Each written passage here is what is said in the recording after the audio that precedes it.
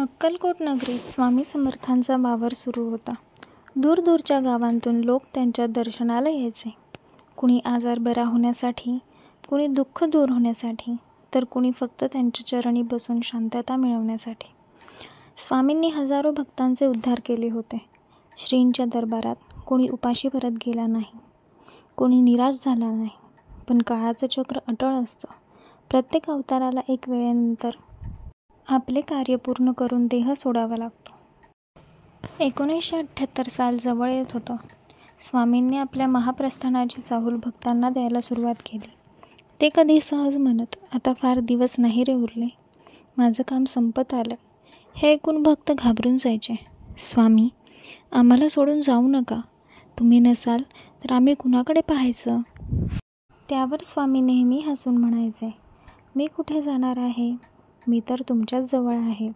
फक्त या देहाचं बंधन सोडतो आहे. जिथे माझं नाव घेतलं जाईल, जिथे माझी आठवण काढली जाईल, तिथे मी स्वतः हजर असेन. शेवटच्या दिवसात स्वामींनी अन्न घेणं थांबवलं. ते जास्त वेळ समाधीमध्येच बसून राहायचे. भक्तांना खात्री पटत होती की आता स्वामी आपल्याला सोडून जाणार. दररोज अक्कलकोटच्या गल्ल्या भक्तांनी गजबजलेल्या असायच्या. कुणी फळं आणायचं, कुणी दूध घेऊन यायचं, कुणी स्वामींना दर्शनासाठी दिवसेंदिवस थांबायचं. पण स्वामींची नजर सर्वांवर एकसारखीच, दयाळू आणि करुणायुक्त. एक भक्त रडत रडत म्हणाला, स्वामी, आमचं काय होणार? स्वामी शांतपणे म्हणाले, तुम्ही माझ्यावर विश्वास ठेवा.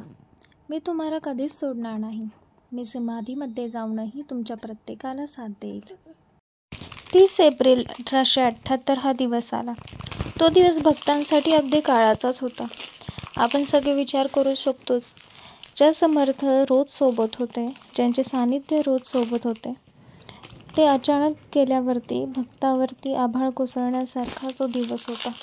दुपारच्या वेळेला स्वामी समर्थ समाधीस्थ झाले. त्यांनी भक्तांकडे पाहिलं. त्यांच्या डोळ्यात करुणा होती. ओठांवर हलकंसं स्मित होतं. एक एक करून त्यांनी सर्वांना आशीर्वाद दिला.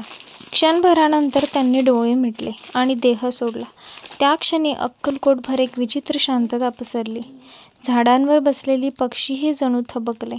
वारा देखील थांबला. भक्तांचे डोळे मात्र अश्रूंनी भरले.